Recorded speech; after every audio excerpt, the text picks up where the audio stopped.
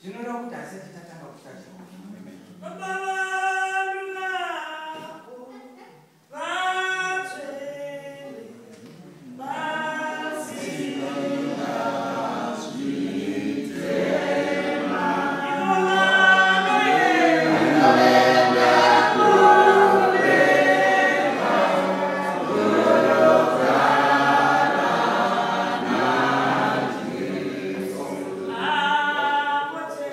Apote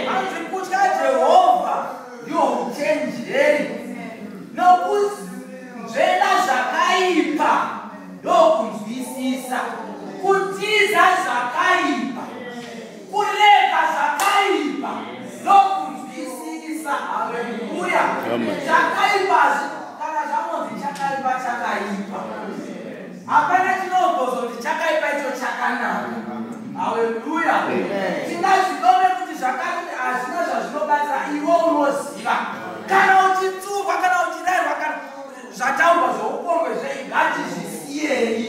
Haleluya, haleluya. Amadikani vanosangana nemadambudziko fara itai kudzwai Jehovha. Haleluya.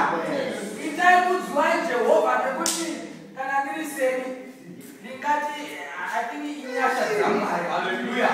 Nekuti Paulo anotaura achikomana nacho Jehovha wamba wati nyasha dzangu dzakakukwanira. Ani nyasha dzangu dzakadii? Nyasha dzaJehovha dzakakwana. Haleluya. Haleluya. Hazvina maturo zvake kufunga amazvidikanwa. Nyasha dzaJehovha bedzinongotiringa. Haleluya. Mwari vanokudzwa. Tikada kuti tikutaura nemaproblems amunai. Haleluya. Nekuti zvinosiya maproblems. Asi vanotisimisa mukati. Yes. Haleluya. Dai Mwari vati basi.